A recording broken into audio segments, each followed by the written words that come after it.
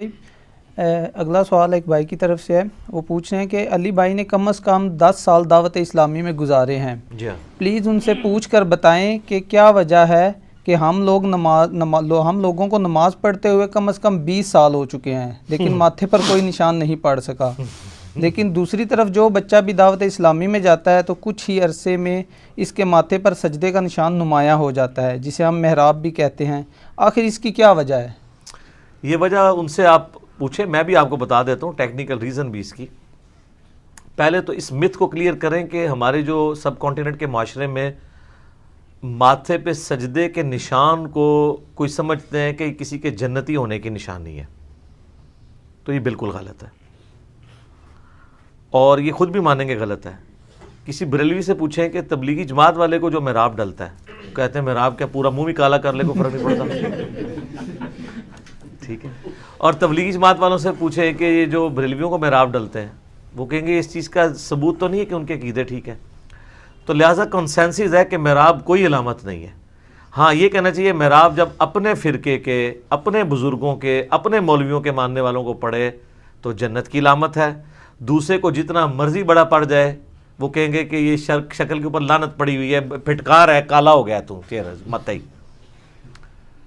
قرآن حکیم میں نبی علیہ السلام کے صحابہ کرام علیہم رضوان کے بارے میں یہ چیز آئی ہے، سورۃ الفتح پارہ نمبر 26 میں، اعوذ باللہ من الشیطان الرجیم، بسم اللہ الرحمن الرحیم، محمد الرسول اللہ صلی اللہ علیہ وآلہ وسلم، محمد اللہ کے رسول ہیں، والذین معہ اشداء علی الکفار، اور جو ان کے ساتھی ہیں یعنی آپ کے صحابہ اور اہل بیت، یہ کافروں پہ تو بڑے سخت ہیں، رحماء بینہم، آپس میں رحم دل ہیں، تراہم رکعا سجدا یبتغون فضلا من اللہ ورضوانا، تم انہیں دیکھو گے رکوع اور سجدے کی حالت میں اپنے رب کی رضا جوئی چاہتے ہیں ہر وقت، سیماہم فی وجوہہم من اثر السجود، اور ان کے چہرے پر سجدوں کے آثار نظر آئیں گے، ذالک مثلہم فی التوراۃ ومثلہم فی الانجیل، اور ان کی یہ صفت تورات اور انجیل کے اندر بھی اللہ نے بیان کی تھی نبی علیہ السلام کے جانثار صحابہ کی علیہم رضوان علیہم السلام اجمعین۔ تو اس سے وہ پلی لیتے ہیں کہ جی ماتھے پر آثار،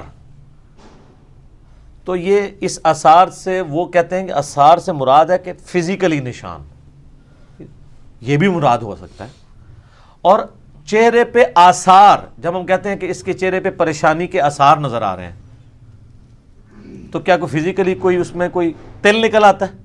نہیں، چہرہ لٹکا ہوا ہوتا ہے۔ خوشی کے آثار، جیسے صحابہ کرام کہتے تھے، بخاری مسلم میں حدیث ہے کہ نبی علیہ السلام خوشی میں آپ کا چہرہ جو ہے وہ سورج کی طرح، اور کوئی کہتا ہے تانبے کی طرح، کوئی کہتا ہے تلوار کی طرح چمکتا تھا، ایک ریزیمبلنس کے لیے۔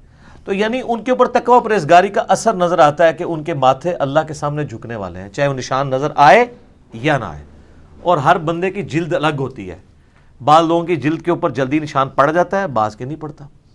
اس نشان کو تو چھوڑ دیں، جو ہم تشہد میں بیٹھتے ہیں تو بائیں پاؤں کے اوپر جو نشان پڑتا ہے وہ تو بہت جلدی پڑ جاتا ہے، اس کی وجہ کیا ہے؟ کیونکہ وہ حصہ زمین کے ساتھ زیادہ دیر لگ کے رہتا ہے ایز کمپیئر ٹو سجدے کے۔ سجدے آپ 10 سال کرتے رہے اور پاؤں جو ہے 6 مہینے کے لیے بھی لگائیں نا نشان پڑ جائے گا، کیونکہ وہ 6 مہینے میں سجدہ تو چھوٹا ہوتا ہے نا، تشہد تو بڑا لمبا ہوتا ہے، وہ زیادہ دیر کے لیے وہ ٹچ رہتا ہے، اور پھر صرف تشہد نہیں، 2 سجدوں کے درمیان جو بیٹھتے ہیں آپ، تو اس کا ٹائم پیریڈ، یہ ٹیکنیکل گفتگو ہے سر، پڑھی لکھی سائنٹیفک گفتگو، جو چیز زیادہ دیر ٹچ کرے گی اس کا نشان جلدی پڑے گا۔ تو یہ جو چھوٹے چھوٹے بچوں کو نشانات پڑے ہیں نا، اس کی وجہ یہ ہے کہ دعوت اسلامی کے اندر یہ ٹرینڈ ہے کہ ہمیں زمین پہ نماز پڑھنی چاہیے، یہ افضل ہے، بات ٹھیک ہے، مٹی پہ پڑھنا افضل ہے، میرے اس کے اوپر کلپ بھی ریکارڈڈ ہے۔ آپ دیکھیں گے کہ اہل تشیع کو بھی محراب جلدی پڑھتے ہیں، کیونکہ وہ مٹی کے اوپر سجدہ کرتے ہیں، وہ ٹکی رکھ لیں یا چٹائی جس طرح بھی۔ تو پرانے زمانے میں جو کھجور کی چھال کی چٹائیاں ہوتی تھیں نا، ان پہ جو لوگ نماز پڑھتے تھے نا، تو 1.5-2 سال کے اندر محراب ڈال جاتا تھا۔ آج کل آگے قالینوں پہ نماز پڑھنے سے جلدی محراب نہیں پڑتا۔ تو اب آپ پوچھ رہے ہوں گے کہ دعوت اسلامی کی مسجدوں میں بھی تو قالین ہوں گے، ان کو محراب کیوں پڑ جاتے ہیں؟ تو ان کے جو بڑا مرکز ہے نا کراچی میں، ادھر کوئی قالین نہیں ہے، ڈائریکٹ ماربل کے اوپر نماز پڑھتے ہیں. اور اگر سردیوں میں کبھی قالین بچھانا بھی پڑے صفیں, تو وہ فرض تو قالین پہ پڑھتے ہیں, سنتیں جا کے زمین پہ ادا کرتے ہیں. میری بھی اپنی عادت ہے کہ مسجد میں میری کوشش ہوتی ہے کہ میں سنتیں زمین کے اوپر ایٹ لیسٹ سجدہ ضرور زمین پہ کروں, یہ سنت ہے. بخاری مسلم میں موجود ہے نا کہ وہ جو ایک شب قدر آئی تھی 21ویں رات, نبی علیہ السلام نے نماز پڑھی تو صحابہ کہتے ہیں آپ نے جب سلام پھیرا تو ہم نے ماتھے پہ کیچڑ کا نشان دیکھا, تو ڈائریکٹ آپ مٹی پہ سجدہ کر رہے تھے نا, تبھی وہ مٹی کا نشان تھا. تو یہ شیعہ کی بات درست ہے کہ مٹی پہ سجدہ کرنا سنت اور افضل ہے, لیکن یہ غلوب ہے کہ اگر آپ قالین پہ کریں گے تو سجدہ نہیں ہوگا, یہ غلوب ہے. ماربل پہ, زمین کی جنس کی کسی بھی چیز کے اوپر آپ سجدہ کرتے ہیں وہ سنت کے زیادہ قریب ہے, یہ بات ٹھیک ہے. اب چونکہ وہ بچے پڑھتے ہیں زمین پہ نماز, دوسرا فقہ حنفی میں ایک بنیادی چیز ہے جو کسی حد تک درست ہے, کیونکہ بخاری مسلم میں حدیث ہے میرے رب نے مجھے حکم دیا کہ میں 7 اعضاء کے اوپر سجدہ کروں. اور پھر نبی علیہ السلام نے کہا وہ 7 اعضاء کیا ہیں, 2 ہاتھ, 2 گھٹنے, 2 پاؤں اور ماتھا. اور جب ماتھے کا نام لیا تو آپ نے اشارہ ناک کی طرف کیا. یہ جو ماتھا اور ناک یہ ایک ہڈی کنسیڈر ہوتے ہیں. تو یہ فقہ حنفی میں بنیادی مسئلہ لکھا ہوا ہے بار شریعت کے اندر, اس کے اوپر ذرا وہ ایمفسائز کرواتے ہیں کہ چونکہ 7 اعضاء پہ سجدہ کرنا ہے لہٰذا ماتھے کی ہڈی اور یہ ناک کی ہڈی زمین پر جمنی چاہیے, چاہے قالین کے اوپر آپ پڑھ رہے ہیں چاہے نیکڈ زمین کے اوپر. اگر نہیں جمے گی تو سجدہ نہیں ہوگا, یہ بالکل ٹھیک ہے. بعض لوگ تو میں نے دیکھا وہ ناک لگاتے ہی نہیں زمین پہ, ڈائریکٹ ہی ماتھے ہی لگا دیتے ہیں.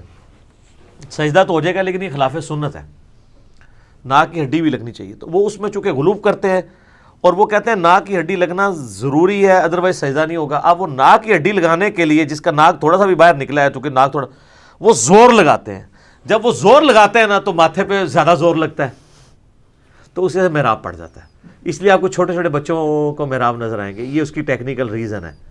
اور کوئی نہیں ہے کہ کوئی وہاں جانے سے کوئی سوئچ آن ہو جاتا ہے, ایسا نہیں ہوتا. ورنہ اگر آپ ایک شیعہ نمازی کو دیکھیں ایز کمپیئر ٹو ایک سنی نمازی کے, تو شیعہ کو محراب جلدی پڑ جاتا ہے کیونکہ مٹی کے اوپر سجدہ کر رہے ہوتے ہیں.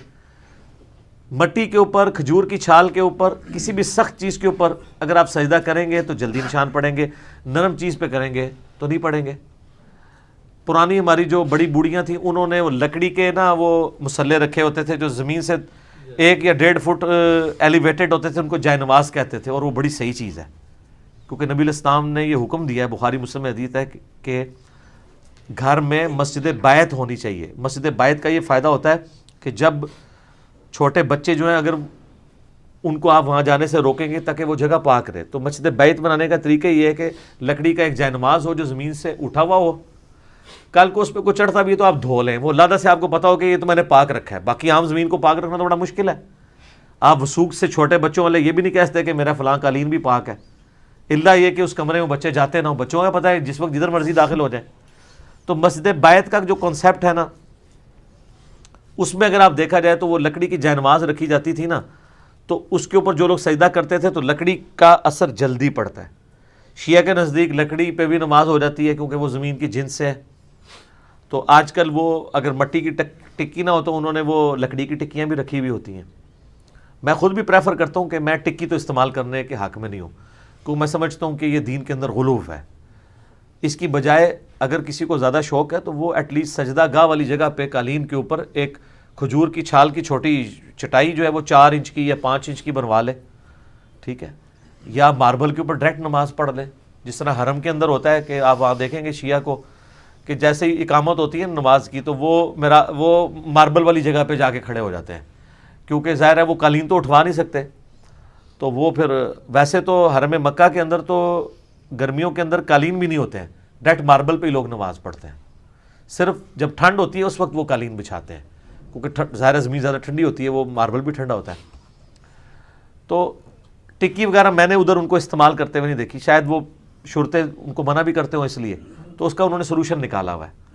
تو ماربل والی جگہ آپ کو بہت زیادہ مل جائے گی حرم کے اندر, حرم مکہ میں بھی, حرم مدینہ کے اندر بھی. تو یہ محراب پڑھنے کے پیچھے لاجک یہ ہوتی ہے.